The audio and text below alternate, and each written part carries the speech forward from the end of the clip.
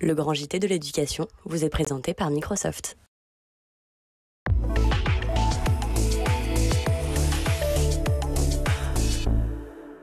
Bonsoir et bienvenue dans le Grand JT, tout de suite le sommaire. Et vous, êtes-vous un parent ghetto-souris? C'est la question qui tourne sur les réseaux depuis plusieurs semaines, mais derrière cette tendance se cachent encore bien d'autres sujets. On va en parler avec nos invités dans quelques minutes. Aux maths citoyennes et citoyens, le CNRS lance cette 14e semaine des mathématiques pour essayer de séduire ceux qui sont encore réfractaires et faire prendre conscience surtout que les calculs sont présents au quotidien. On va en parler avec la directrice adjointe scientifique du CNRS mathématiques. Ce sera en seconde partie d'émission. Dans sa chronique, Adrien Fontenot reviendra sur ces enfants stars que le public et l'industrie ne veulent pas laisser grandir. Une problématique qui peut aller jusqu'au harcèlement sur les réseaux sociaux. Mais avant cela, place à l'actualité avec Adrien.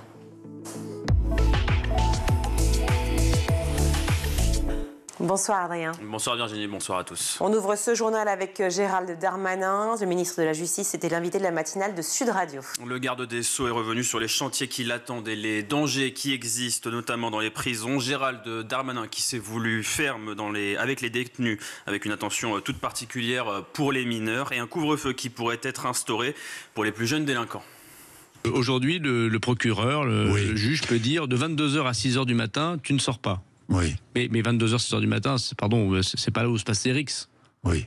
Ce qui se passe, c'est entre 15h et la reprise des cours. Moi, j'ai été maire, je sais bien que les moments où on deal, les moments où on donne des coups de couteau, le moment où il y a des bagarres dans le métro, c'est à 16h, 17h, 18h.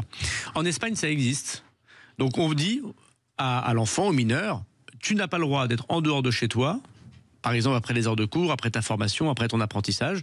Tu dois rentrer directement chez toi, y compris le week-end, tout le week-end chez toi. C'est-à-dire un mineur délinquant, encore une fois, ne pourra plus quitter son domicile le week-end, ni le week-end, en dehors des heures scolaires. Des heures scolaires ou des heures d'apprentissage. Et s'il quitte? Et s'il ne respecte pas, ça c'est le deuxième problème, parce que notre justice des mineurs fait que quand on ne respecte pas la mesure, il ne se passe rien.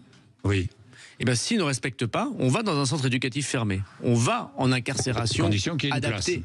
Ah, il y a de la place. Il y a de la place, oui. Ils ne sont pas pleins, les centres éducatifs fermés. Renforcer la justice des mineurs et plus généralement la fermeté de l'État face aux différentes menaces. La principale pour Gérald Darmanin, l'État islamique au Khorasan, une force responsable des attaques récentes dans nos écoles. C'est quoi l'État islamique au Khorasan? C'est une partie de l'État islamique qui se développe dans les ex-républiques soviétiques. Et notamment, vous avez raison, entre l'Afghanistan, l'Ingouchie, la Tchétchénie. C'est eux qui sont responsables de l'attentat dit de Moscou, qui nous a beaucoup touchés, vous l'avez vu, au début d'année dernière. C'est eux qui ont été responsables de plusieurs attentats, ou attentats déjoués, notamment quand j'étais ministre de l'Intérieur, on a déjoué un attentat de l'État islamique au Khorasan par des Tchétchènes à Strasbourg, sur le marché national de Strasbourg. Heureusement, nos services sont intervenus avant. Mais ce sont des citoyens russes, tchétchènes donc, qui ont tué Samuel Paty. C'est un citoyen ingouche, donc russe, qui a tué Dominique Bernard.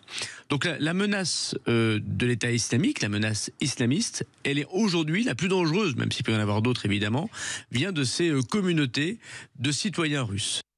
Et puis autre sujet abordé par Gérald Darmanin, celui des crimes sexuels commis sur des mineurs, alors que l'affaire Betaram continue de secouer son Premier ministre François Bayrou et l'ensemble de la classe politique. Moi je suis favorable à l'imprescriptibilité civile. Oui. La demande de réparation. Et j'ai soutenu d'ailleurs Aurore Berger qui portait ce texte à l'Assemblée. D'ailleurs, ça n'a pas été voté, ça revient au Sénat. L'imprescriptibilité, de manière générale, et bien sûr les crimes sur les mineurs sont les plus horribles, et pénal est plus complexe, vous le savez bien, parce que c'est parfois une fausse aide pour les victimes. Parce que 50 ans après, savoir si l'accusation est vraie, et que la personne qui a vraiment fait ça puisse être condamnée, c'est pas impossible, mais c'est très très très très difficile.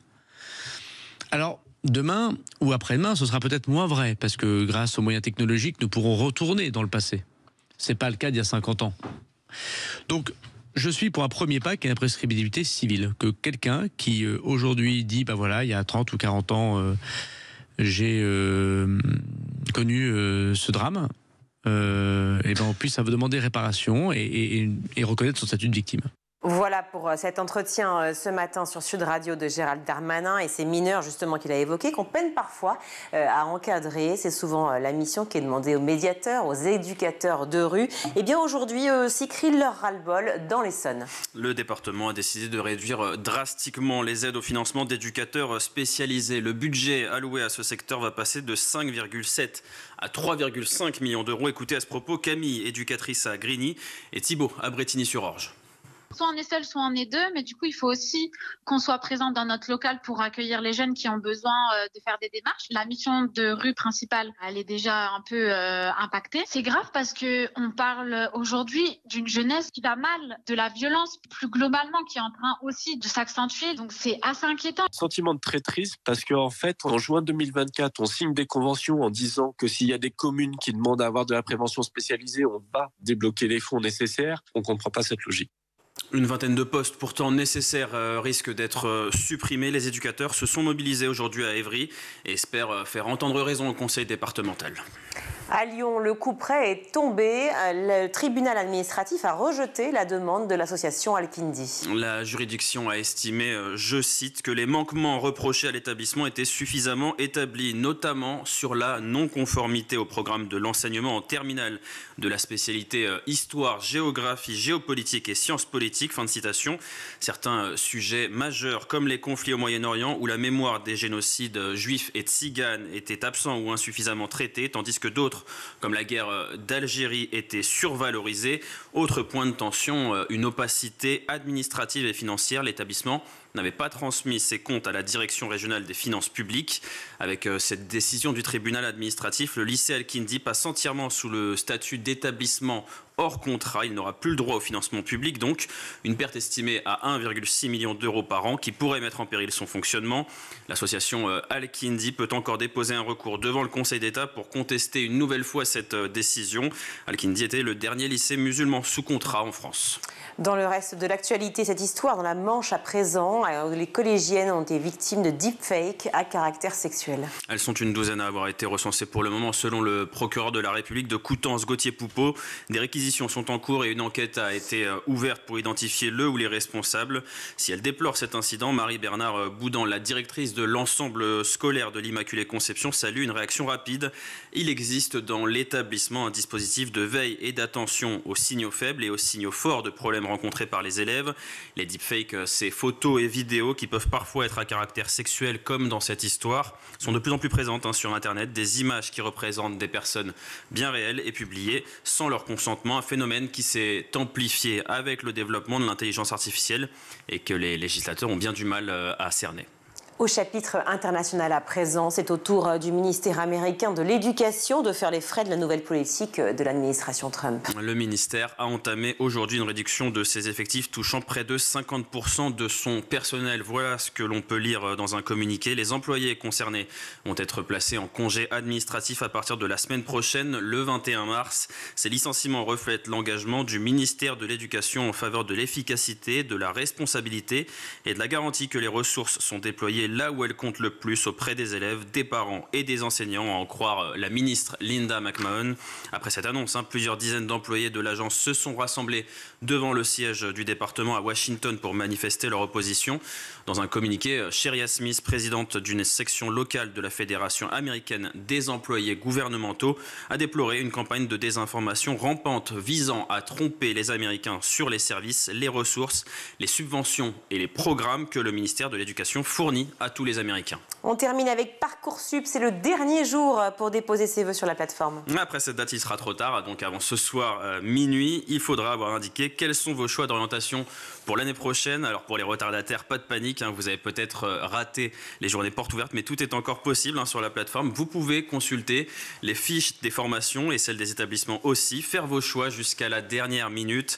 L'objectif à 23h59 ce jeudi 13 mars, c'est d'avoir déposé 10 vœux de formation post-bac, en plus de 10 autres vœux en apprentissage, si vous le souhaitez.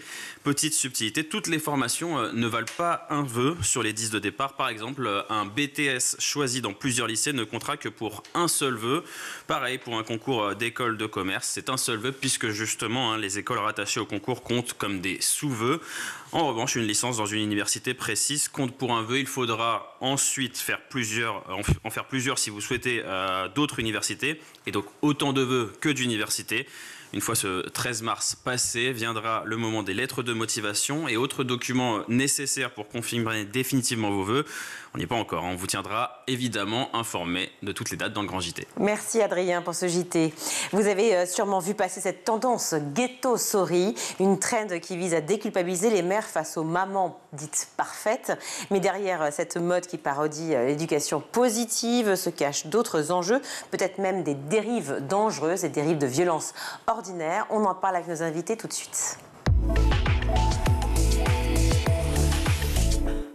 Pour en parler, je suis ravie d'accueillir à nouveau sur ce plateau Stéphanie Desclèpes. Bonjour. Bonjour. Merci d'être avec nous. Vous êtes productrice de podcasts, notamment Les Adultes de Demain, experte en questions d'éducation parentalité. Ravie de vous recevoir. Nadia Hamidi également. Bonjour. Bonjour. Merci d'être avec nous. Vous êtes présidente de l'association Montessori de France, fondatrice de l'école Montessori internationale de Nice. C'est bien cela? C'est cela. Merci. Merci aussi d'être là. La tendance Ghetto Sorry. Alors la tendance Ghetto Sorry, vous l'aurez compris, en opposition à la méthode Montessori dont on parle beaucoup.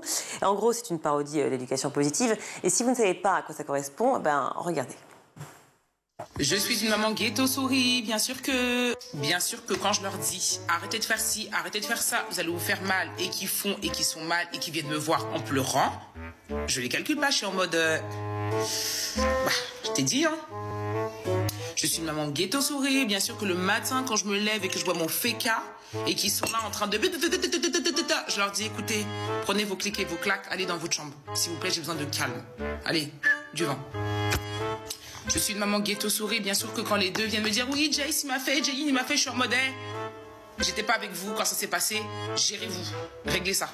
Merci. Je suis pas l'avocat. Je suis une maman Ghetto Sorry. Alors bien sûr, le soir, quand j'ai la flemme de faire à manger, on se bouffe un petit bol de céréales et puis on n'en parle plus en fait. Voilà. Pas tout le temps faire à manger, c'est pas la fête du slip, merci. Je suis une maman Ghetto Sorry. Bien sûr que quand je vais vous chercher à l'école et que vous me donnez vos dessins en pagaille, vous savez très bien que ça finit à la poubelle. Ça vous plaît, Nadia Hamidi? Bah écoutez, ça vous a fait rire ou pas au début? Au tout début, oui, j'ai ri. J'ai beaucoup ri. Alors, moi, je suis pas trop sur les réseaux sociaux, donc c'est mes nièces qui me l'ont envoyé toutes ces vidéos. Et au départ, oui, c'était drôle. Je me disais, bon, c'est une parodie. On a le droit. On a le droit de rire sur tout. Oui, vous avez un peu de recul quand même sur cette méthode Montessori dont on parle beaucoup avec, voilà, bien sûr, tu peux me faire part de toute ta colère, je la comprends, etc. Ça, vous l'avez compris, cette réaction de certains parents? Oui, et puis en plus, c'est pareil, pour moi, c'était limite aussi une parodie, en fait. Je me disais, mais où se situent ces mamans-là? En fait, parce que pour moi, c'était l'extrême. C'était prendre une partie de la pédagogie Montessori et puis presque en surjouer, comme on dirait au théâtre. Et là, je me suis dit, mais où est-ce qu'on va? Et donc, je comprends que d'autres mamans se sentent un peu jugées par la méthode qu'elles n'adapteraient pas. Et donc, c'est vraiment... et ça a commencé à me faire peur quand j'ai commencé à voir d'autres types de vidéos qui, là, commençaient à dériver sur de la violence ordinaire. Exactement, on va en parler bien sûr de ces dérives potentielles. J'aimerais qu'on fasse un petit feedback en arrière parce que quand même, pour ceux qui ne savent pas encore ce qu'est la méthode Montessori, rappelez les grands principes si vous le voulez bien, Stéphanie Desclèpes. Bien sûr, et Nadia se permettra de compléter puisqu'elle est experte sur le sujet. Moi, c'est vraiment ce qui m'a interpellée avec cette tendance, c'est à quel point on a encore une mauvaise compréhension de la pédagogie Montessori. Et notamment, je pense que ce qui est important de rappeler, c'est que Maria Montessori a développé une pédagogie dédiée aux apprentissages. On n'est pas sur une méthode parentale. Et là, avec Ghetto Sorry, on voit qu'il y a un amalgame qui est fait entre Montessori, qui deviendrait une méthode éducative à la maison, alors que Maria Montessori a développé une pédagogie scientifique. Pour l'école. Pour l'école, dédiée aux apprentissages des enfants. Alors, il y a plusieurs grands principes. Je vais en exposer quelques-uns rapidement. Tout d'abord, ce qui est important, c'est évidemment de suivre et de respecter le rythme de l'enfant. Et donc, c'est pour ça qu'on parle d'apprentissage individualisé. Pardon, mais parce que c'est une discussion et c'est le but quand même de ces échanges-là, mais ça veut donc dire, ce qui implique donc que l'école dite ordinaire, classique, avec les pédagogies classiques, ne respecterait pas les rythmes de l'enfant? Du moins, avec ce fonctionnement, notamment avec les cours magistraux, c'est très difficile d'être dans un fonctionnement où on s'adapte au rythme de chaque enfant. Dans une classe Montessori, les enfants sont libres dans leur choix de leurs activités et avancent à leur rythme. Ils vont aller chercher, vous voyez le matériel Montessori dont on parle souvent dans une classe par exemple primaire, moi qui étais élève Montessori de la maternelle jusqu'au lycée, l'enfant est responsable et maître de ses apprentissages. C'est lui qui décide vers quelle activité il va se tourner, évidemment avec un cadre précis, je pense qu'on en reparlera, parce qu'il y a aussi beaucoup un amalgame qui est fait entre... on va y venir. Voilà, on fait tout et n'importe quoi dans une classe Montessori, ce qui n'est pas le cas. Mais voilà, c'est vraiment un point qui est important et qui va même au-delà de la pédagogie Montessori, puisque Maria Montessori s'est inscrite dans une période qu'on parle d'éducation nouvelle, avec d'autres grandes pédagogues du début du XXe siècle, où il y avait vraiment cette importance placée sur le respect du rythme et des besoins de l'enfant. Oui, on pense à Freinet, à plein d'autres, bien entendu. Mais là, on se concentre évidemment sur cette pédagogie, méthode Montessori, dont on parle très souvent. Je rappelle que vous avez été fondatrice de l'école internationale, donc Montessori de Nice, chère Nadia Hamidi. Est-ce qu'il y a des incompréhensions, effectivement, des amalgames dont parlait Stéphanie Declèbre, autour justement de cette méthode qui est souvent confondue à tort avec du laxisme, finalement? Oui, et je reprends ce que disait Stéphanie, c'est-à-dire que oui, il y a du matériel, il y a le libre choix, mais ce terme de libre choix est vraiment aujourd'hui utilisé, et on le voit dans les reportages sur Ghetto-Sori, dans ce qui n'est pas du tout le cadre Montessori. C'est-à-dire que l'enfant peut choisir son matériel, mais c'est l'adulte, c'est le guide, l'enseignant, qui va lui proposer du matériel en fonction de ses besoins physiques, psychiques et sociaux, c'est-à-dire son développement moteur, ses interactions sociales et son développement cognitif. Donc l'enfant ne fait pas ce qu'il veut dans un environnement Montessori, et si on veut mettre du Montessori à la maison, pourquoi pas, mais il faut essayer de respecter ces critères de Montessori, c'est-à-dire l'environnement préparé, qui est vraiment un des cadres importants pour le développement individuel de chaque enfant, en fonction des plans de développement. L'absence de limite, c'est complètement faux. Ah bah oui, c'est complètement faux. Et puis être à son rythme, c'est pas non plus être esclave de son enfant. Et c'est ce qu'on le voit peut-être trop aussi dans les vidéos des mamans Montessori, et donc en réponse aux parents, et donc les parents qui répondent Ghetto-Sori, où là, du coup, c'est un cadre très très strict et on ne respecte plus l'enfant. Voilà. Alors justement, vous parliez de ces mamans en question. C'est aussi ce qui a été montré beaucoup à l'époque quand on a parodié, avant cette tendance, cette trend Ghetto-Sori, c'était ces mamans dont on dit « Ah, tu es en colère, je comprends, tu as le droit de crier, etc. etc. » Effectivement, c'était assez drôle, assez risible. On se dit peut-être qu'il fallait aussi sortir de cette injonction des mamans qui sont toujours parfaites, qui ne pètent jamais les plombs et qui sont jamais en colère. Mais je pense qu'en effet, il faut repartir en effet de cette tendance qui est née sur les réseaux sociaux. Donc, quand même, il faut rappeler que ces images, ces vidéos de la maman, des enfants parfaits, de la famille hyper harmonieuse, on choisit quand même le moment où on prend la photo et la vidéo et où on se met en scène. Et qu'en réalité, je pense que les parents qui utilisent beaucoup maintenant les réseaux sociaux pour se rassurer, pour voir si l'enfant est dans un bon développement, etc., je pense qu'il faut quand même garder cette capacité de discernement et cet esprit critique vis-à-vis de ce qui est partagé sur les réseaux sociaux. Et encore une fois, sur ce mythe de la mère parfaite, j'ai un peu envie de dire que c'est un peu mission impossible, parce que si on se plonge dans toutes les injonctions qui pèsent sur les femmes en termes de maternité, elles sont quand même extrêmement contradictoires, donc même presque impossibles à réaliser. Quand on parle par exemple de maternité et d'allaitement, on va dire par exemple l'allaitement c'est meilleur, c'est pas bon si vous donnez pas le lait maternel, mais par contre si vous allaitez, attention à pas le faire trop longtemps parce que sinon votre enfant va être trop dépendant. Et en fait c'est une suite d'injonctions impossible à mettre en place pour les mères, et je pense qu'en effet c'est un sujet qu'il faut porter d'un point de vue politique, et je trouve que c'est une plateforme justement qui permet ça avec Ghetto-Sori, c'est de se poser la question de pourquoi est-ce que les mères en viennent à avoir cette quête de perfection qui les fait rentrer dans une forme d'épuisement terrible. Cette pression permanente sur les mères, est-ce qu'elle vient finalement de cette tendance des hommes aussi à leur dire ils ne se rendent pas compte absolument de ce que c'est que aussi être mère et de porter l'enfant, etc. Est-ce qu'il y a cette problématique toujours un peu qui est un peu de patriarcat latent? C'est quoi? Peut-être, mais je pense que c'est aussi aujourd'hui, être maman, je pense aujourd'hui c'est très compliqué. Et de vouloir vraiment faire bien pour son enfant, justement, les réseaux sociaux, l'information, c'est très bien. Mais comme disait Stéphanie, il faut avoir du discernement et prendre de la hauteur par rapport à tout ce qu'on lit. Moi, je suis moi-même maman d'un enfant en situation de handicap. J'ai pu lire tout et n'importe quoi sur les enfants qui ont des troubles d'opposition et de provocation. Alors, il y a le cas de l'éducation bienveillante où on doit accompagner, etc. Puis, il y a l'autre cas, alors je ne vais pas nommer de personnes, où on doit remettre les punitions, où on doit mettre l'enfant de côté, etc. Et donc, en tant que parent, je pense qu'on est perdu. Et on peut être perdu parce que on veut faire bien, mais on ne sait pas ce qui est bien ou ce qui n'est pas bien. Donc, le plus important, c'est pas de se dire « je veux faire comme elle ». Ou je veux faire comme cette méthode, c'est de suivre son enfant. Et c'est ce que nous dit Maria Montessori. Et je pense que c'est la base de la pédagogie Montessori. C'est de s'adapter à l'enfant qu'on a en face de nous.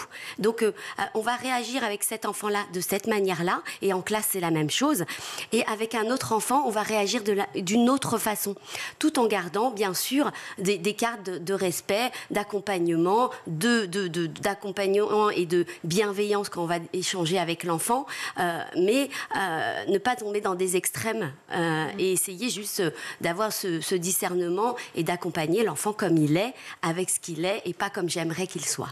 L'enfant au cœur de sa propre construction, donc l'enfant au cœur de la famille, est justement en opposition avec ce qui est proposé dans cette tendance Ghetto-Story, où on voit d'autres vidéos. Jessica French-Riviera, qui est une autre, on a vu tout à l'heure Caramiel, qui est une autre, effectivement... Instagrammeuse, influenceuse, enfin maman en tout cas, qui explique, on a remarqué que si l'enfant évolue, je cite, dans un environnement un peu ghetto, d'où la tendance Ghetto-Story, il sera plus enclin à se débrouiller tout seul. Réaction.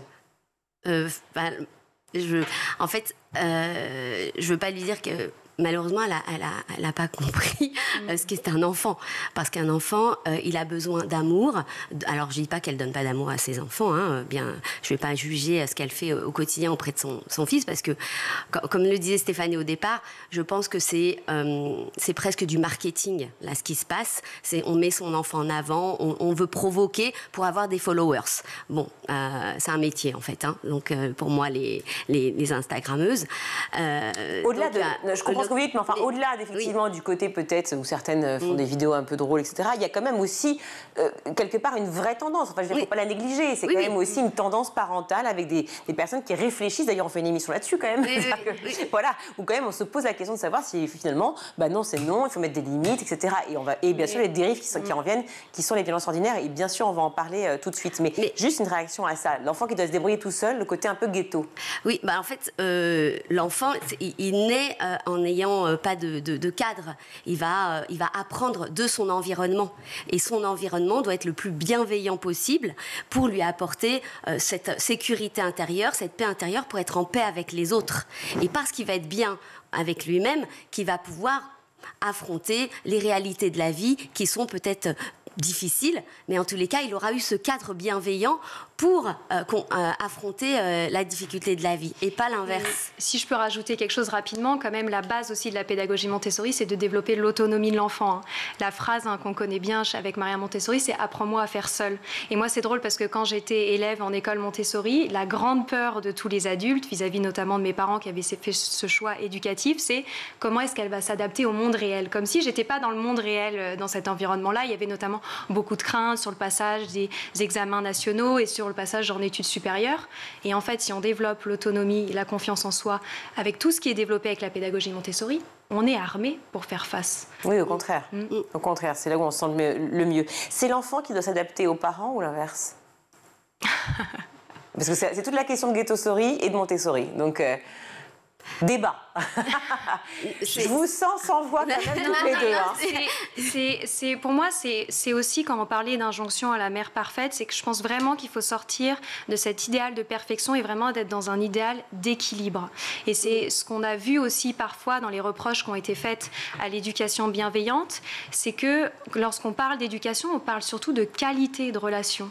Et quand on dit qualité de relation, c'est évidemment prendre en premier lieu en considération les besoins et le bien-être bien-être de l'enfant, puisque l'enfant est dépendant du parent, mais on ne doit pas oublier les besoins également des parents. Donc pour moi, c'est vraiment un jeu. Vous dites les parents, c'est vrai que les hommes sont complètement hors jeu dans l'histoire. C'est assez étonnant. C'est genré, en fait, la problématique de Montessori et de Guettosori? Non, je pense que c'est parce que ça s'est lancé comme ça. Mais bien évidemment, le père ou l'autre parent, hein, on parle du père, mais c'est l'autre parent, ça fait partie de la famille et c'est un équilibre. Et souvent, on voit bien dans la parentalité, il y en a un qui a peut-être un peu plus d'autorité que l'autre. C'est moins grave si c'est le père qui est Guettosori? En fait, j'ai du mal à dire on est Guettosori ou on est Montessori. Vous voyez, c'est compliqué pour moi de mettre une étiquette sur une. Bon, vous avez plus de facilité à dire quand même que vous êtes Montessori, non? Non, mais je suis pédagogue. Je suis pédagogue Montessori, c'est-à-dire que ça se dit plus facilement en tout cas. Mais je suis pas maman Montessori ou je suis pas. Vous voyez ce que je veux dire? Je vais essayer de m'imprégner de choses qui m'intéressent en tant que parent, mais c'est pas la même chose qu'en tant que pédagogue avec les enfants à l'école. Est-ce qu'on reproche encore, malgré la société qui a évolué, on reproche encore moins à un père finalement, en tout cas à un homme, d'être Guettosori qu'à une femme? Là-dessus, j'ai vraiment envie d'inviter les téléspectateurs, s'ils ne l'ont pas déjà fait, à lire l'essai de Mona Chollet, Résister à la culpabilisation, puisque en effet, le sentiment de culpabilité, et notamment d'un point de vue éducatif et de maternité, parentalité, repose principalement sur les mères aujourd'hui. Et c'est une réalité. Il nous reste quelques minutes pour parler quand même de la gravité, effectivement, aussi de cette tendance, et c'était le point, mais je voulais quand même revenir à l'essentiel et bien préciser ce qu'était quand même Montessori et Guettosori et ces deux tendances on en pense qu'on en veut, mais qui existent donc. Les dérives, la question se pose à travers ces vidéos, est-ce qu'il y a une banalisation de la violence? Oui, moi c'est ça vraiment qui m'a interpellée le plus, et parce que on peut dire le mouvement de dire je suis une maman Guettosori. En fait, il y a beaucoup de personnes, et je me suis même posé la question, comment on pouvait, comme ça, en public, en riant du fait qu'on peut pincer son enfant parce qu'on est énervé, parce que j'ai vraiment entendu ça. Vous avez vu ça? Ah oui. Ah oui, il y a une maman. C'était préconisé. Qui a dit, quand mon enfant, vraiment texto, m'énerve au supermarché, je le pince. Et quand il dit aïe, je lui dis qu'est-ce que t'as mon chéri? En gros, je l'ai pincé, mais je veux surtout pas que les autres le sachent. Alors comme j'ai une magnifique oreillette et que j'ai une productrice qui me dit les choses, elle me dit c'est la créatrice de contenu Jazz qui dit ça. Elle est sur la plage. Donc moi je connais pas les personnes, donc je ne peux pas dire c'est elle ou elle. En tous les cas, elle est sur la plage. Donc, et elle recommande. Une magnifique femme et qui dit ça. Et qui a des millions de followers. N'hésitez pas à user des menaces, à hausser le ton, à goumer, enfin on dit comme on veut, autrement dit vous battre, dit Jessica aussi dans plusieurs vidéos. Oui, moi je trouve que c'est ce qui est réellement problématique, et en même temps ça met les projecteurs sur une réalité encore difficile et véridique en France d'un point de vue éducatif. C'est les violences éducatives ordinaires. Si on reprend le baromètre de la Fondation pour l'enfance qui a été réalisé en 2024, 81% des parents disent avoir eu usage des violences éducatives ordinaires, donc on inclut les violences physiques, psychologiques et verbales sur les enfants, alors qu'ils étaient 79% en 2022. Donc en fait, on voit bien qu'on n'arrive pas à enrayer cette violence vis-à-vis des enfants, et c'est extrêmement problématique. Et pour moi, le débat doit vraiment être mis là-dessus. Comment est-ce qu'on sensibilise davantage les parents? Comment est-ce que aussi on outille les parents pour sortir de cet épuisement et de cette détresse dans laquelle malheureusement de nombreuses femmes se retrouvent et peuvent dans ces cas-là avoir usage à une violence vis-à-vis des enfants qui est inacceptable. Inacceptable et interdite par la loi depuis 2019, quand même, il faut le rappeler. C'est ça. Parce que ces violences-là, reprendre son enfant, c'est pas forcément une violence, mais tout dépend de la manière dont on le fait, encore une fois. Et peut-être que c'est là aussi où le bas blesse, c'est-à-dire ces recommandations qui sont faites sur Instagram. Alors il y a autant cette déculpabilisation qu'il faut avoir pour la mère parfaite, mais la complexité, c'est de savoir aussi, effectivement, on n'apprend pas, vous l'avez dit, à devenir parent. Donc comment agir aussi quand il y a une situation de crispation, d'énervement, etc. Voilà, donc il y a quand même beaucoup aujourd'hui de formation ou d'aide ou d'accompagnement à la parentalité pour trouver des alternatives quand clairement on n'en peut plus avec notre enfant. Parce que oui, on a le droit de dire j'en peux plus, je suis fatiguée, donc trouver de l'aide à côté de soi si on peut, mais bon, il y a beaucoup de mamans qui sont seules aussi. Donc essayer de trouver des alternatives en tous les cas pour protéger son enfant et se protéger. Ça va être l'inverse, ça va être l'enfant qui va venir vous voir. Maman, ce n'est pas grave, tu as le droit d'être énervée. Voilà, mais oui, mais... On va inverser. Oui. Merci beaucoup en tout cas à toutes les deux d'être venues sur le plateau du Grand JT. Stéphanie Desclèpes, productrice de podcast et également experte en questions d'éducation, parentalité. Nadia Hamidi, présidente de l'association Montessori en France. Merci à vous deux. Merci beaucoup. On marque une courte pause, on se retrouve.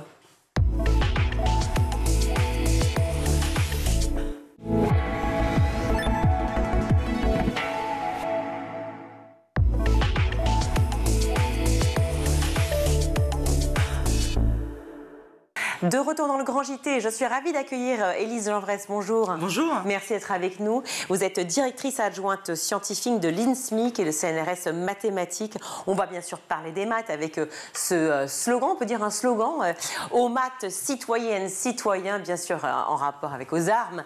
Ça veut dire qu'il faut vraiment prendre les armes maintenant pour dire enfin que les maths sont dans le quotidien, elles sont partout et qu'il faut agir. Alors nous, on est tout à fait conscients que les maths sont partout, mais c'est vrai on voulait interroger les citoyens et les citoyennes sur leurs émotions, leurs ressentis vis-à-vis des maths.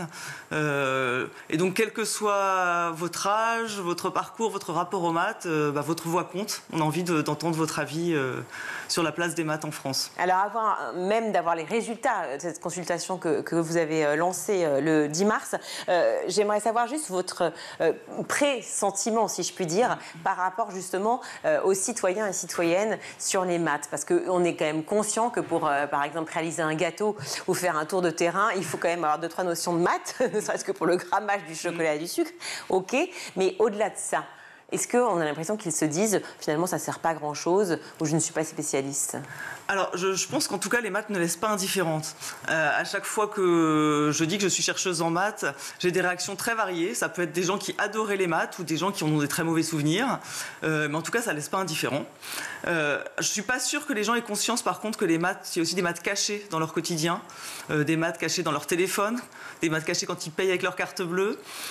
Donc, c'est aussi un moyen de montrer que les maths sont partout, parce que sur le site de la consultation, il y a aussi des exemples d'utilisation des maths. Oui, justement, alors parlons-en de ces exemples, effectivement, de maths cachés dans le téléphone, typiquement. Il y a quoi ? Alors, pour faire fonctionner un téléphone, en fait, il y a des maths très poussées. Alors, ce sont des maths de niveau recherche. Et donc, le téléphone ne fonctionnerait pas pareil. Mais même pour allumer un téléphone, en fait, la reconnaissance faciale, il y a des maths.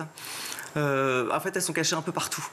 Cachées partout, les maths. Donc, l'idée de cette consultation, effectivement, vous avez lancée le 10 mars. C'est une réflexion, vous l'avez dit, nationale sur les maths. L'idée aussi que, forcément, ces chiffres, ils sont tombés. PISA, les Français avant-derniers en maths. Et encore, ça se joue entre la dernière et l'avant-dernière place assez fréquemment par rapport au reste de l'Europe.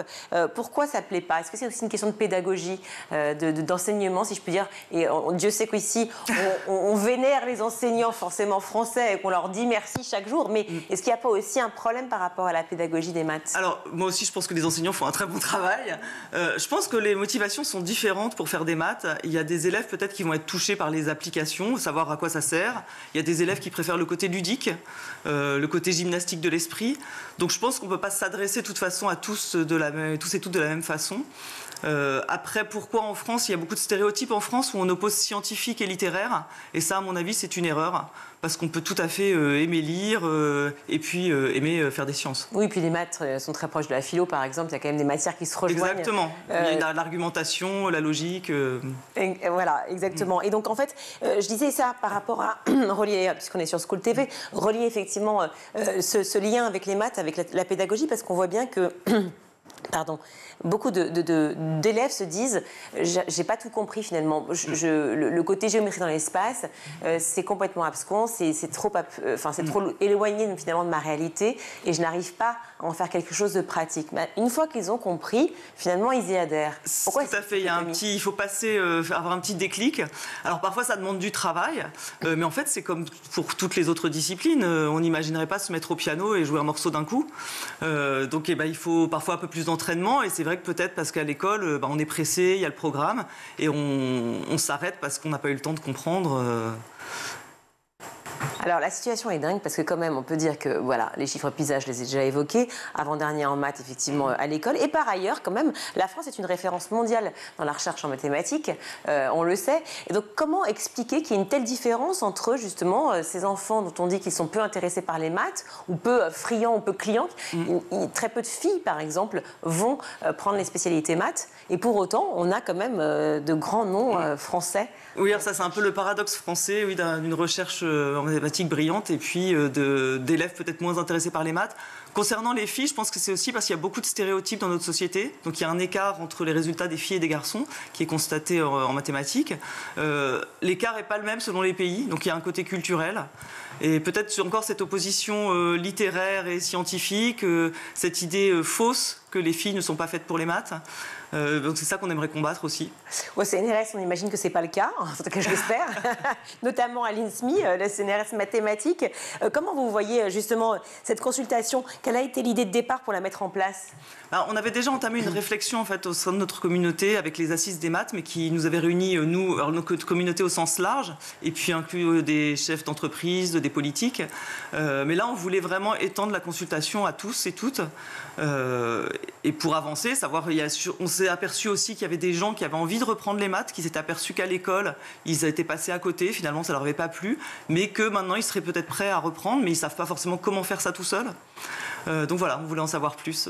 Alors justement, cette consultation, on a démarré le 10 mars. J'ai la consultation en ligne du 10 mars au 30 avril, ouverte à tous et à tous, avec un questionnaire dédié pour recueillir perceptions et propositions. Qu'est-ce qu'on va pouvoir avoir typiquement comme question dans cette consultation ? Alors justement, je tiens à dire qu'il ne s'agit pas de faire des exos de maths. On n'est pas testé sur les maths. Hein. C'est vraiment pour recueillir. À 8h du matin. Non, pas du tout. C'est vraiment pour recueillir l'avis de tous et toutes. Alors sur le ressenti de ce que les gens ont vécu, très souvent c'est scolaire, mais c'est aussi sur les maths actuellement, comment ils les utilisent dans la vie de tous les jours. Est-ce qu'ils ressentent des besoins justement peut-être de se former tout au long de leur vie? Est-ce qu'ils ont une notion justement des maths qui sont cachées ici et là? C'est très très large. Et puis il y a aussi des questions ouvertes pour donner des propositions, donner des avis. Et alors qu'est-ce que vous allez en faire justement de ces résultats de la consultation ? Alors, déjà, on va faire un retour, un bilan de tout ça qu'on offrira à tous et toutes. Et puis, après, je ne peux pas prévoir déjà les résultats, mais l'idée, c'est de mettre en place des actions, d'aller voir les politiques aussi pour dire, voyez ce que pensent les Français et les Françaises, et de mettre en place des actions qui vont, j'espère, changer les choses. Au sein du CNRS. On a aussi des ateliers citoyens et citoyennes qui ont déjà démarré, c'est bien cela ? Alors, les ateliers, oui, c'est tout au long de la consultation, donc jusqu'au 30 avril. Ouais. Donc, c'est une demi-heure, en fait, à 4 ou 5 personnes qui discutent de leur perception des maths, là encore. Et puis En ligne ou sur place? Alors, non, c'est plutôt quelqu'un qui l'organise. On peut s'emparer d'un kit. En fait, n'importe qui peut mener un atelier. D'accord. Tout est fourni en ligne. Et puis, juste, on se réunit. Ça peut être l'occasion de faire un apéro avec des amis. Un apéromat. Un apéromat.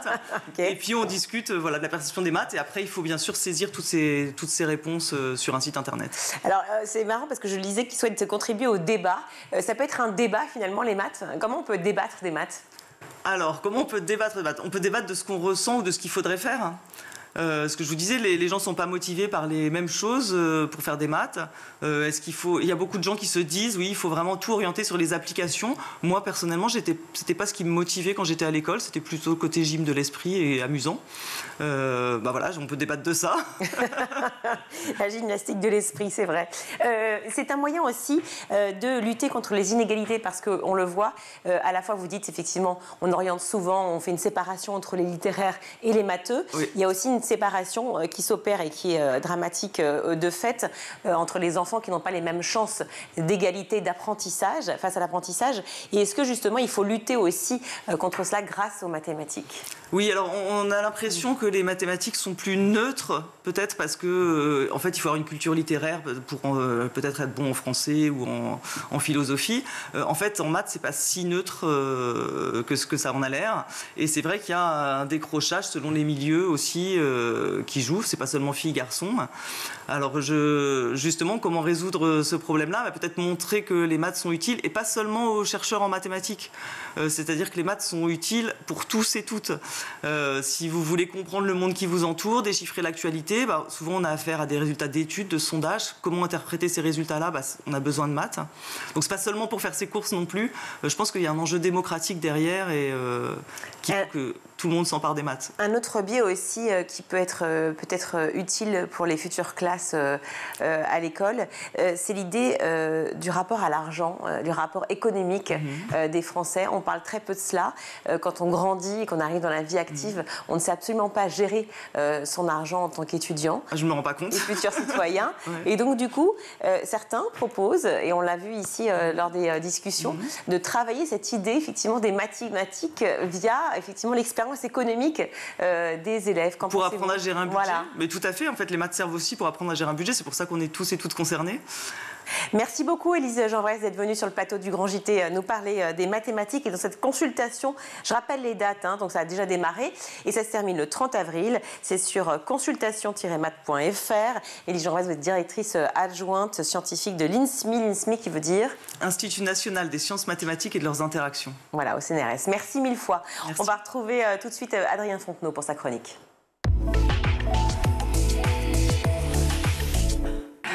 Adrien, aujourd'hui dans votre chronique, vous vous êtes intéressé à ce coup de gueule de Millie Bobby Brown, la star de la série Stranger Things. Ouais, les coups de gueule, c'est décidément à la mode en ce moment autour de la jeune actrice et du programme qu'elle incarne plus généralement. Vous l'avez dit, Virginie, elle est la star de la série Stranger Things. Et depuis plusieurs mois, ce sont les fans qui s'agacent, bientôt 3 ans après la saison 4. Où en est la 5e et dernière saison, la tournée d'adieu de cette bande de jeunes projetés dans un monde de science-fiction? On parle de fin 2025, voire de 2026 pour une ultime saison en 2 parties. Mais c'est pas vraiment le sujet qui nous intéresse aujourd'hui, même si vous allez le voir, cet attachement à Eleven, le personnage incarné par Millie Bobby Brown, et les jeunes ados devenus adultes va parfois un peu loin. C'est justement ce qu'a dénoncé l'actrice de 21 ans dans un post vu plus de 80 millions de fois sur son compte Instagram. Je voulais prendre le temps pour vous parler de quelque chose qui est plus important que juste ma propre personne. Quelque chose qui concerne toutes les jeunes femmes qui ont grandi avec une visibilité. Je crois que c'est nécessaire d'en parler. J'ai commencé dans cette industrie quand j'avais 10 ans. J'ai grandi sous les yeux du monde entier et pour je ne sais quelle raison, les gens n'ont pas l'air d'évoluer avec moi. À la place, ils me regardent comme un phénomène figé dans le temps, comme si je devais toujours ressembler à celle que j'étais dans la première saison de Stranger Things. Alors, on l'a entendu, Millie Bobby Brown a été révélée au grand public lorsqu'elle avait à peine 10 ans, mais elle est bien plus que la simple Eleven de Stranger Things. Je vous fais un petit CV rapidement. Allez. Elle vient tout juste de fêter son 21e anniversaire. C'était le 19 février dernier déjà. N'en déplaise à certains, elle est désormais majeure partout dans le monde, y compris aux États-Unis. Millie Bobby Brown, c'est une quinzaine de films et séries à son actif, certains qu'elle a même produits, comme les enquêtes d'Enola Holmes pour Netflix, où elle tient le rôle principal. Une jeune carrière d'écrivaine aussi débutée il y a un peu plus d'1 an avec son premier livre, 19 marches aux éditions Robert Laffont. Et sur le plan de la vie privée, un mariage avec Jacob Bon Jovi, le fils de la rockstar Bon Jovi. Une vie déjà bien mouvementée pour la jeune femme, que certains voudraient voir rester une petite fille. Donc, c'est ce que Millie Bobby Brown critique dans ce coup de gueule et les exemples sont là avec des articles ciblés comme celui du Daily Mail intitulé « Pourquoi les membres de la génération Z comme Millie Bobby Brown vieillissent-ils si mal ?» Un article écrit par Lydia Hawken et je ne sais pas si vous l'avez vu en bas à droite de cette image. Il est maintenant écrit « Journaliste féminine » car Lydia Hawken a depuis démissionné du Daily Mail. Elle s'en est expliquée et excusée sur TikTok. Après les révélations de l'actrice, la journaliste a subi une vague de haine, des menaces de mort même, et confie avoir eu, je cite, un aperçu de la pression ressentie au quotidien par l'actrice. Autre article, autre exemple, toujours dans le Daily Mail décidément, et par Cassie Carpenter cette fois, Millie Bobby Brown confondue avec une mère de famille alors qu'elle accompagne sa petite sœur Ava à Los Angeles. On a choisi ces 2 exemples seulement, mais des articles comme cela, il en existe des dizaines. Enfin, des articles pas exactement. This isn't journalism. This is bullying. Ce n'est pas du journalisme, c'est du harcèlement. Le fait que des journalistes adultes passent leur temps à disséquer mon visage, mon corps, mes choix, ça c'est dérangeant. Et le fait que certains de ces articles soient écrits par des femmes, c'est encore pire. On parle toujours de se soutenir, de se faire briller entre femmes. Mais quand on y est confronté, tout de suite, c'est plus simple d'oublier tout ça pour faire des clics. Il y a une désillusion chez les gens de voir une petite fille devenir une femme et selon ses propres conditions, pas selon les leurs. Je refuse de présenter des excuses parce que j'ai grandi. Je refuse de me faire petite pour obéir aux exigences de gens qui ne supportent pas de voir une fille devenir une femme. Je n'aurai pas honte de ce à quoi je ressemble, de comment je m'habille ou de quoi j'ai l'air. On est dans une société où c'est bien plus facile de critiquer que de faire un compliment. Pourquoi c'est devenu normal de réagir en disant quelque chose d'horrible plutôt que quelque chose de gentil? Si vous avez un problème avec moi, vous devez vous demander ce qui vous rend si mal à l'aise. Allez, faisons mieux, pas seulement pour moi, mais pour toutes les petites filles qui méritent de grandir sans la peur d'être traînées dans la boue pour le simple fait d'exister. Voilà pour ce coup de gueule qui a le mérite d'être clair et qui était nécessaire de la part de Millie Bobby Brown et aussi pour le regard qu'on porte sur ces jeunes femmes. Un joli coup de gueule en effet. Et ce regard, ces commentaires, elle n'est pas la première à les subir. Pour le coup, beaucoup d'enfants stars avant elle en ont fait les frais. Aujourd'hui, il y a Netflix et les autres plateformes de streaming qui révèlent parfois les stars de demain, comme c'est le cas de Millie Bobby Brown. Mais avant, il y avait surtout Disney Channel. Je ne sais pas si vous vous rappelez cette usine à programme court pour les enfants et adolescents. Avec des enfants et adolescents à l'intérieur, comment ne pas évoquer une certaine Lindsay Lohan, un des purs produits de cette écurie Disney. Elle a débuté comme Millie Bobby Brown à 10 ans seulement, va être la star en vogue pendant une décennie avant de devenir plus malheureusement une des cibles préférées des tabloïds, des séjours répétés en cure de désintoxication, l'agression supposée d'une infirmière, un vol de bijoux et j'en passe, du pain béni pour la presse People, une carrière rapidement au point mort pour Lindsay Lohan. Autre ex-enfant chéri de l'Empire Disney, Miley Cyrus, couronnée à 11 ans dans la série Hannah Montana. Pour le coup, la carrière est toujours en cours, mais pour casser une image un peu trop lisse à son goût, le virage pris par la chanteuse et les frasques auront là aussi fait les beaux jours des paparazzi. Et puis là aussi, on se limite à 2 exemples, mais les enfants stars qui n'ont pas eu le droit de grandir normalement sont beaucoup plus nombreux. Et comme Lindsay Lohan et d'autres, c'est parfois dévastateur. C'est ce qu'a expliqué Stéphane Valentin, docteur en psychologie et spécialiste de l'enfance. Ils sentent l'intérêt de la société à leur égard et forcément cela a un impact sur leur développement. Ils savent qu'ils sont observés et donc l'insouciance de l'enfance peut se perdre. Certains n'ont pas surmonté ces épreuves, d'autres oui. On ne peut que souhaiter à Millie Bobby Brown de passer au-dessus de ces critiques et continuer dans cette voie, dans n'importe quelle voie d'ailleurs qu'elle choisira. Merci beaucoup Adrien. On va tout de suite retrouver le meilleur de School TV avec le Zap. Vous êtes de profession, non pas écrivain, même si on pourrait le croire, non pas professeur de lettres, on pourrait le croire aussi, mais psychiatre et psychothérapeute. Harry Potter, en fait, vous l'avez rencontré à travers votre pratique professionnelle? Oui, absolument. Dans le cadre de mes consultations, pour être exact, auprès de patients, de jeunes patients qui m'ont interpellé sur l'œuvre, que j'ai donc découvert tardivement, en fait, vraiment il y a à peine quelques années. Et en les écoutant et en comprenant que l'œuvre avait une résonance chez eux tout à fait importante et particulière, effectivement, ça m'a donné envie de la parcourir, de la découvrir, et puis au fur et à mesure de comprendre à la fois où est-ce que eux voulaient en venir, donc mes patients, et peut-être aussi où est-ce que voulait en venir l'écrivaine, parce que c'est une œuvre extrêmement riche et donc très intéressante à découvrir. Très fertile. C'est un refuge psychologique pour certains et certaines de vos patients. Et alors, vous soulignez notamment que, un de vos matériaux de travail, ce sont les rêves, mais certains ne s'en souviennent pas ou ne veulent pas s'en souvenir ou ne vous les racontent pas. Et vous vous dites finalement, de passer par, malgré tout, de passer par un imaginaire, c'est extrêmement précieux quand on est psy.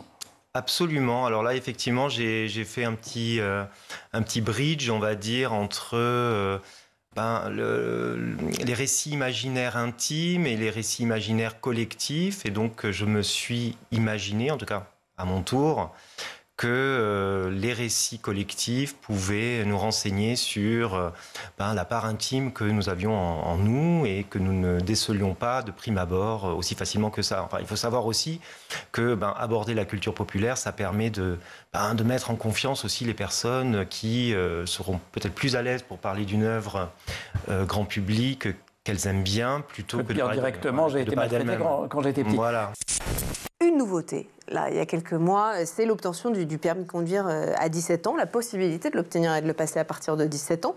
Est-ce que vous, c'est une initiative, j'imagine, enfin, vous la saluez, cette initiative? Complètement. On a fait partie à l'ECF, on avait un attrait pour cette mesure parce que, juste un petit rappel, on pouvait déjà passer le permis de conduire à 17 ans et demi pour les personnes qui ont fait la conduite accompagnée. Oui. Je reviendrai. Une filière qui est, je veux le dire ici, la conduite accompagnée, c'est la meilleure filière, c'est la plus économique. On conduit 6 heures de moins. C'est celle où on réussit le plus au permis et c'est celle qui va faire des conducteurs le plus sûrs sur la route parce qu'il y a un apprentissage progressif. Bon, bien, ça, on pouvait passer à 17 ans et demi. Mais maintenant, la nouveauté depuis le 1er janvier, que je ne me trompe pas, 2024, c'est qu'on a le droit de passer le permis à 17 ans, mais surtout on a le droit de conduire à 17 ans. Ça révolutionne complètement la mobilité des jeunes. À 17 ans, on a le droit de conduire. Et cette mesure-là, on ne pensait pas en réalité... le succès va au-delà de nos espérances. C'est ça. En fait. Parce que nous, on soutenait la mobilité des jeunes, une mobilité peut-être dans les campagnes, pour milieu rural, pour aller au travail, pour favoriser l'apprentissage, parce qu'on n'est pas connecté partout. Mais on voit qu'il n'y a pas de frontières géographiques. Ça marche partout, ça marche ici à Paris, ça marche dans les campagnes et ça marche dans les îles. Laurent, avec l'UPSTI, vous portez le programme A Step in STEM qui intervient dès l'école primaire, STEM pour sciences, technologies, engineering et mathématiques. Ce programme est le fruit de quel constat ? Alors, il y a plusieurs constats. Le premier constat, c'est que les études, elles montrent que les filles... le stéréotype dans lequel on s'installe tous, il démarre très très tôt, en fait il démarre dès la primaire. Certaines études montrent même que ça se passerait au CP. Ça c'est le premier constat. Le deuxième constat aussi, c'est ce désintérêt pour les sciences qu'on voit aussi. C'est pas juste la réforme du bac, finalement, n'est que le révélateur de quelque chose qui se passait. Le fait qu'on ait une division par 2 du nombre de personnes qui s'orientent vers des bacs typés S, c'est aussi que ça dit quelque chose. Et donc, donc moi je suis professeur de sciences de l'ingénieur, donc c'est une science appliquée, on ne peut plus appliquée, qui en aval des mathématiques, en aval de la physique. Donc on a besoin des concepts mathématiques, on a besoin des concepts physiques pour étudier des systèmes, tout simplement des voitures, des avions, des bateaux, des éoliennes. Voilà, il faut des maths, il faut de la physique. Et donc nous, comme on a ce besoin-là dans l'industrie, d'avoir beaucoup de gens qui viennent alimenter l'industrie pour la transition énergétique, et on s'est dit finalement tout se passe au primaire. Et donc avec l'association, avec l'UPSTI, on a décidé qu'on allait amener la science et la technologie en primaire auprès des institutrices pour les accompagner à faire des choses ludiques avec leurs élèves. Donc typiquement, on va venir avec des petits robots qu'on va programmer avec des élèves et on va en profiter pour faire des maths et de la physique. Et donc, nous, quand on y va avec les collègues, c'est un moment où vraiment on se ressource parce que c'est un tel plaisir, ils ont une telle énergie d'apprendre en fait, que dès qu'on leur met dans la main des objets qui vont servir de prétexte finalement pour leur faire faire des divisions, des multiplications, des mesures physiques, etc., en fait, on se régale. Pour ce qui est de Harry Potter, et notamment des enfants ou des adolescents, ce qui est précieux pour vous aussi, c'est qu'au cœur de toute cette saga, il y a un grand sujet, c'est la maltraitance enfantine. Alors, elle est quand même facilement lisible, elle est vraiment donnée par l'écrivaine, c'est presque caricatural et c'est la porte d'entrée pour tout le reste, c'est-à-dire finalement ce monde magique n'existe, semble-t-il, que parce qu'il y a une violence des situations et des rapports intrafamiliaux qui pèsent sur Harry et donc qui va trouver un échappatoire à travers l'imaginaire dissociatif, puisqu'on voit vraiment qu'il quitte le monde, j'allais dire, réel pour... le monde des Moldus. Ouais, le monde des Moldus pour se réfugier ailleurs, donc... Alors, il est introduit dans ce monde-là, mais il est certainement prédisposé à le rencontrer à un moment donné. Ça, c'est très lisible, c'est en première intention, on comprend tout de suite qu'il s'agit de ça. Oui. Deuxième argument qui explique le succès de la série, qui est quand même une des questions qui traverse tout votre ouvrage, c'est le fait que c'est un monde où les enfants sont rois, ils font ce qu'ils veulent, à l'abri, il n'y a pas de parents. Absolument. Alors là aussi, c'est assez troublant, c'est-à-dire de voir comment ils prennent rapidement le commandement de leurs études, on leur donne un peu carte blanche, les relations sont rapidement inversées, finalement c'est eux qui détiennent le savoir alors que les profs sont assez largués sur la question. On voit que rapidement, ils ne savent plus très bien ce qu'il en est. Donc c'est assez, je pense, séduisant pour les jeunes lecteurs effectivement de rentrer dans un monde où la pédagogie est inversée. Est-ce que vous pensez que la formation, justement, pour apprendre à ces jeunes à conduire, doit de plus en plus s'adapter pour, quelque part, accompagner de mieux en mieux cette nouvelle génération qui a envie de mobilité, qui a envie de bouger et qui a aussi envie d'apprendre autrement? Est-ce que ce passage de permis à 17 ans, l'obtention de ce titre, a révolutionné quelque part la manière dont vous enseignez la conduite? Alors, c'est le début de la révolution, pour être honnête, parce que vous avez raison, les jeunes aujourd'hui, ils fonctionnent avec des outils, avec beaucoup de digital, il y a beaucoup de choses qui se passent là-dessus, et l'apprentissage doit aussi s'y passer. Et aujourd'hui, il faut être clair, on n'apprend pas à conduire quand on est seul dans une voiture. Ouais. Parce que conduire, c'est un acte un peu collectif, quoi, en fait. Et ça relève de développement de comportements positifs. Donc, il faut le faire ensemble. C'est ce qu'on fait à l'ECF. On est tous responsables. Exactement. Et il faut tous respecter. Je n'ai pas le magnifique autocollant de la DSR, de la sécurité routière, qui dit qu'effectivement, on est tous concernés. Il faut être tous responsables. Parce que vous savez, je veux le dire ici, les accidents, c'est pas parce que les gens ne connaissent pas le code de la route, hein. C'est parce qu'ils ne le respectent pas. Donc, c'est bien un problème de comportement. Alors, pour répondre plus précisément à la question, qui était plus une question orientée sur les nouvelles méthodes d'apprentissage, il y en a plusieurs. Il y a tout ce qui va concerner on va parler de e-learning ou d'apprentissage un petit peu à distance, en fait, qu'il faut utiliser. Du jeu même, hein, du jeu pour serious game, pour apprendre à conduire. Et puis, il y a tout ce qui concerne la simulation. Et moi, je suis ravi parce qu'au niveau de l'ECF, on a développé des simulateurs d'apprentissage à la conduite où tous nos élèves passent dessus. C'est ce qu'on voit, hein, c'est ça. C'est ça, c'est complètement ça. Et ces jeunes-là, il n'y a pas de sujet, quoi, en fait. Donc là, vous pouvez mettre les jeunes dans des situations de conduite. Vous êtes à l'initiative d'un stage de mathématiques et d'informatique qui s'appelle Les Fourmis. En quoi ça consiste ? Alors, ce stage, je précise en fait que c'est pas. Enfin, du coup, on va rendre à César ce qui est à César. Hein. C'est le premier stage de la sorte. En fait, il s'appelle les Cigales à Marseille. Et ça doit faire maintenant 6-7 ans que ça existe à Marseille. C'est le premier stage de la sorte qui existe. Et donc c'est un stage de mathématiques et d'informatique en non-mixité, donc c'est que des filles, pour des élèves de première. Donc moi je suis très loin de ce que fait mon collègue, c'est pas du tout dans le premier degré, c'est vraiment à la toute fin justement pratiquement. Et c'est justement pour ça en fait qu'on le fait ce stage. En fait on a ciblé le niveau première parce que l'argument c'est de dire on a déjà les filles qui ont fait le plus dur du travail et on cible des... Alors, en tout cas pour mon stage, c'est pas le cas de tous les autres, hein, parce qu'il n'y a pas que les cigales et les fourmis. Alors, je sais que ça va vous faire rire, mais il y a aussi les mouettes savantes en Bretagne, il y a les marmottes en Suisse, il y a les cigognes en Lorraine. Enfin, c'est tout un zoo là qui avec des noms de stage. Et donc, moi, en tout cas, le mien cible les élèves issus de milieux défavorisés. J'aime pas trop le terme, mais on comprend un petit peu, parce que c'est une problématique intersectionnelle, on va dire. Et donc l'idée c'est, pendant une semaine, elles sont nourries, logées et elles font des mathématiques et de l'informatique.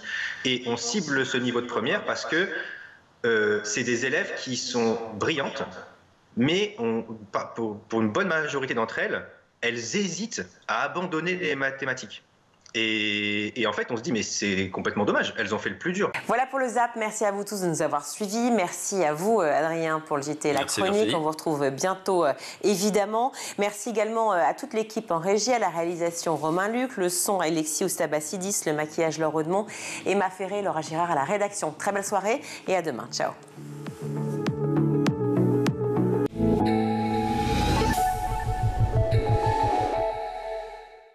Vous avez regardé le grand JT de l'éducation avec